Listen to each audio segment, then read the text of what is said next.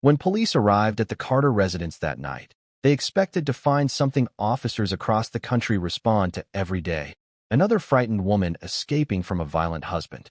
Rain fell heavily across the quiet suburban street as flashing red and blue lights reflected off the windows of a house that looked perfectly normal from the outside. But inside that house, something had already happened that would leave investigators confused for weeks. When officers stepped through the front door, they didn't find a terrified woman asking for help. Instead, they found a man lying across the hardwood floor of the living room. His breathing was shallow. Blood slowly spread across the side of his shirt. And standing over him, perfectly calm, was a woman who looked exactly like his wife. At first, officers assumed they were looking at Emily Carter, the woman who had called for help minutes earlier. But something about the scene didn't feel right. The woman standing there wasn't panicking. She wasn't crying. Her hands were steady, and she watched the officers enter as if she had been expecting them. Then one officer remembered something that changed the entire situation. According to the information they had received earlier that day, Emily Carter wasn't even supposed to be in that house. She had reportedly left town hours before, which meant the woman standing in the living room couldn't be Emily Carter. And yet she looked exactly like her. The same face, the same voice, the same height. After a long moment of silence, the woman finally spoke. She calmly told the officers that the man on the floor had spent years hurting the wrong woman. And tonight, he finally learned the truth. Because the woman standing there wasn't his wife. She was her identical twin sister. Before we go further, let us know in the comments where you're watching from, and don't forget to subscribe so you never miss any of our upcoming stories.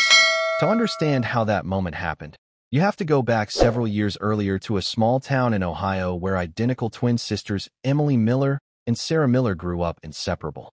Friends often joke that the two girls seemed to share the same thoughts before either one spoke.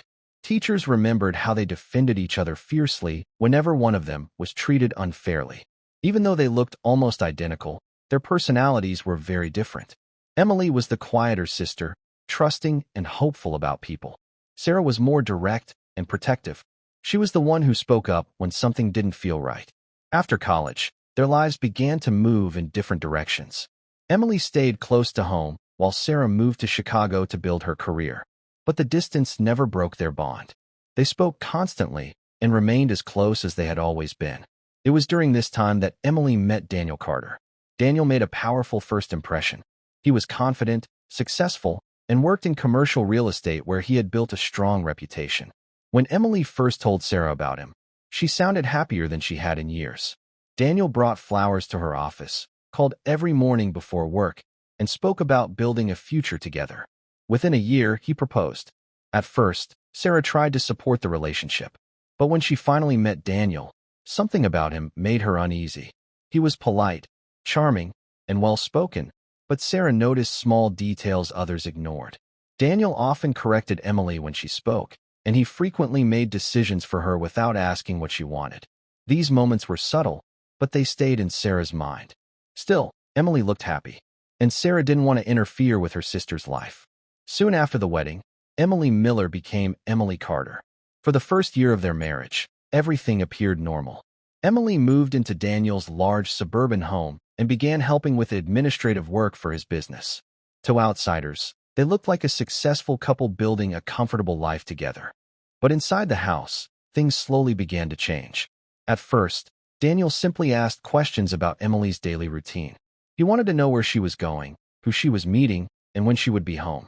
Emily assumed it meant he cared about her safety. But over time, the questions became rules. Daniel began telling her which friends he didn't like. He criticized what she wore. He insisted she check in with him throughout the day. Then the arguments began. They started small, but Daniel's temper grew worse with time. One evening, during an argument over something trivial, Daniel suddenly grabbed Emily's arm and shoved her against the kitchen counter. A glass fell and shattered across the floor. Within minutes, Daniel began apologizing. He blamed stress from work and promised it would never happen again. Emily wanted to believe him, but it happened again and again. Over time, Emily learned to avoid anything that might trigger his anger. She limited her calls with friends and tried to keep everything in the house exactly the way Daniel wanted. But even that didn't stop the arguments. She hid the truth from almost everyone in her life, including Sarah. But Sarah slowly began noticing changes in her sister's voice during their conversations. Emily sounded tired, careful. Sometimes she lowered her voice as if someone might be listening. Then one day, during a visit, Sarah saw something Emily couldn't hide: a bruise on her wrist.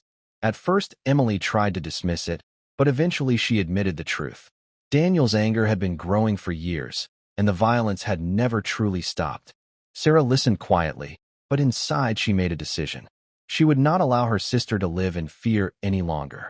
Months later, on a cold October evening, Daniel Carter came home furious. No one knows exactly what triggered his anger that night. The argument escalated quickly. At one point, Daniel grabbed Emily's phone and smashed it against the wall. But earlier that day, Emily had already called Sarah. She knew something bad might happen that night, and Sarah had already arrived in town. The plan they made was simple. Emily would leave the house before Daniel returned. Sarah would take her place. Daniel had never met Emily's identical twin before. So when the door opened and a woman stepped into the living room that night, he believed he was looking at his wife. But he wasn't. When Daniel raised his hand again, the woman standing in front of him didn't step back. Because this time it wasn't Emily Carter. It was Sarah Miller.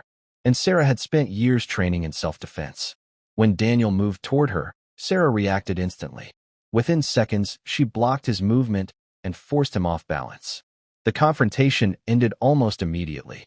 Daniel collapsed onto the living room floor, stunned and helpless.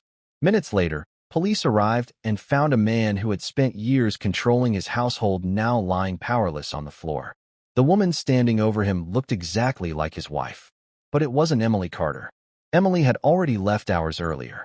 Sarah Miller had taken her place. Daniel Carter was arrested that night, and Emily soon came forward with a full statement about the years of abuse she had endured inside the Carter home. For the first time, the truth about their marriage became public. Investigators gathered evidence, and the confident businessman many people admired was now facing serious questions. For Emily, the most important change was much simpler. For the first time in years, she no longer lived in fear. But the real story of that night wasn't just about Daniel Carter's arrest. It was about the moment someone finally refused to stay silent.